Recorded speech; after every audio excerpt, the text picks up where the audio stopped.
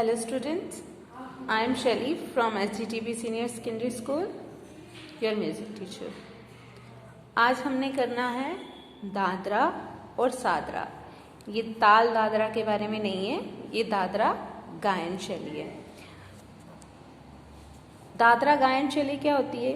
ये होती है सुगम संगीत के अंतर्गत। सुगम संगीत क्या होता है? सुगम संगीत होता है जैसे गीत, गजल, भजन, इसमें भाव होते हैं, ये होता है सुगम संगीत। तो उस तरह के संगीत के अंदर आती है दादरा गायन शैली।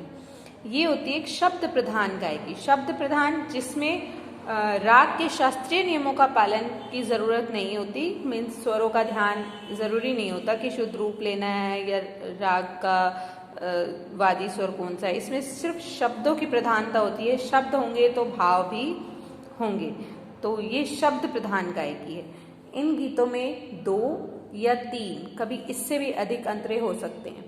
जैसे राग आप गाते हो तो राग में सिर्फ एक ही स्टैंजा होता है, तो इसमें 1 या 2 या 3 भी स्टैंजे हो सकते हैं। इन गीतों में मुख्य भाव श्रृंगार का होता है। ज़्यादातर जब ये दादरा गायन होता है, इसके अंदर श्रृंगार रस होता है। श्रृंगार का भाव कैसे होता है?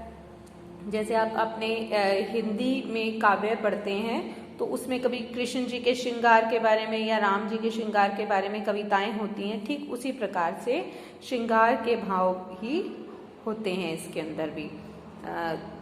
कहीं कहीं ऋतु वर्णन भी नजर आता है। जैसे श्रृंगार का भाव है, वैसे इन गीतों के अंदर कभी कभी ऋतु के बारे में भी आता है। तो इसके कुछ एग्जाम्पल्स हैं, जैसे पानी भरेरी कोन अलबेले की नार झमाझम, हाथ लजुरिया कांधे गगरिया। और सेकंड है मोरे सैया उतरेंगे पार नदिया धीरे धीरे। नेक्स्ट है तोरे नैना ने जादुआ डाल मारा नजर का भाला। इस तरह से बहुत सारे हैं, तो इनमें से आप कोई भी 2-3 लिख लेंगे, जैसे इंपॉर्टेंट आप छोटी लाइनें इजीली याद कर लोगे। चली जा मोरी नैया किनारे किनारे जरा बोलो सांवरिया प्यारे, इस तरह के होते हैं। अब आती है कि दादरे की जो ये शैली है, ये होती है ठुमरी से मिलती जुलती है। ठुमरी का गायन जो होता है वो एक अलग तरीके का होता है, ना वो राग की तरह गाई जाती है ना वो भजन की तरह गाई जाती है। ये ठुमरी की चाल जो है, गायन का तरीका बिल्कुल डिफरेंट होता है। कुछ विद्वान ठुमरी और दादरा का चोली दामन का साथ मानते हैं, यानी कि दादरा और ठुमरी एक जैसे ही हैं, बिल्कुल एक दूसरे के ऊपर निर्भर करते हैं। प्राय दादरा गीत दादरा ताल में ही गाए जाते हैं। तो अब इसके साथ ताल कौन सी बजाई जाती है जब ये गाया जाता है? तो दादरा गायन दादरा ताल में ही गाया जाता है, लेकिन ये ताल क्या होती है, वो छोटी होती है। और ठुमरी की तालें भी इसके साथ ही गाई जाएंगी क्योंकि ठुमरी से मिलती जुलती है, तो इसकी तालें जो है वो छोटी होती हैं, लेकिन गायन कभी कभी बड़ा हो जाता है। तो वो सम क्या होता है, दादरा ताल छोटी है तो सम भी जल्दी आ जाता है, यानी कि पहली मात्रा फिर से जल्दी आ जाती है। तो इसके लिए क्या करते हैं, कभी कभी ये अलग तालों में भी गाए जाते हैं। कई दादरा गीत कहरवा और दीपचंदी तालों में भी मिलते हैं। इसकी गति ठुमरी से कुछ तेज होती है, ठुमरी के जैसी होती है, लेकिन इसकी स्पीड उससे थोड़ी सी ज़्यादा होती है। जैसे तराना और ख्याल, दोनों की स्पीड अलग अलग होती है। ख्याल मध्य लय में होते हैं, लेकिन तराना उससे डबल स्पीड में होता है। इसे पूर्व अंक की ठुमरी का हल्का संस्करण भी कह सकते हैं, यानी कि जिस तरह के पूर्व के लोग गाते हैं, ठुमरी गाते हैं, उस तरह का हल्का गायन भी कह सकते हैं इसको।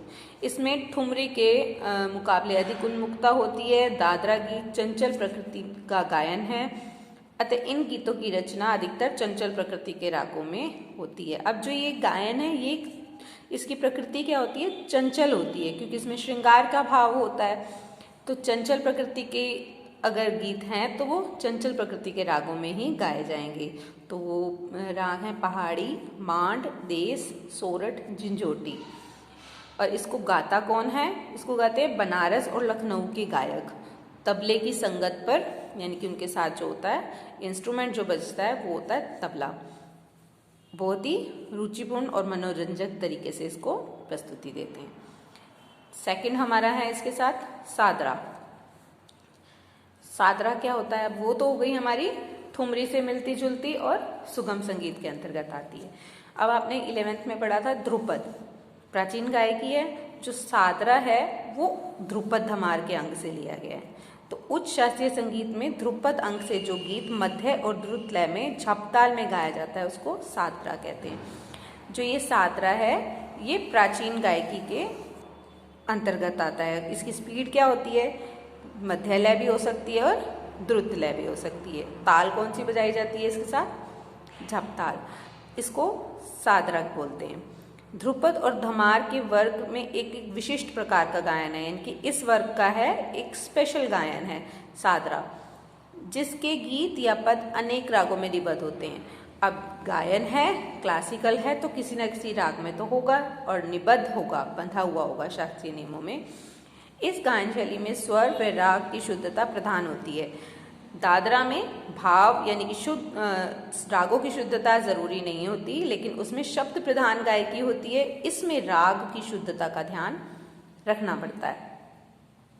सामान्यतः सादरा गीत झपताल में ही निबद्ध होते हैं। वो किस में होते हैं? दादरा गायन दादरा में ही होते हैं, लेकिन छोटी ताल होने के अंदर कारण उसके अंदर हम कहरवा ताल भी बजा सकते हैं, लेकिन इसकी क्या है? मेन ताल झपताल है। लेकिन अगर हम इसको झपताल में नहीं गा रहे तो कभी कभी इसमें कौन सी ताल बज जाती है? कहरवा, दादरा और रूपक में भी मिलते हैं। इसको सादरा कहते क्यों है? क्योंकि जब पुराने टाइम में राजा महाराजा लोग होते थे, उनके सादर में यानी कि उनके सम्मान में गाए जाने वाले गीत जो होते थे उसी को सादरा का रूप दिया गया, उसी का नाम बाद में सादरा पड़ गया। इस गायकी में लखनऊ के दुल्ले खां और उनके पुत्र अहमद खां का नाम उल्लेखनीय है। तो इसको गाने वाले लोग कौन है? लखनऊ के हैं दुल्ले खां और उनके पुत्र अहमद खां। कहा जाता है कि जब दरबार में नवाब, बादशाह, राजा महाराजा आकर बैठते थे तो उनके सम्मान में गाया जाता था।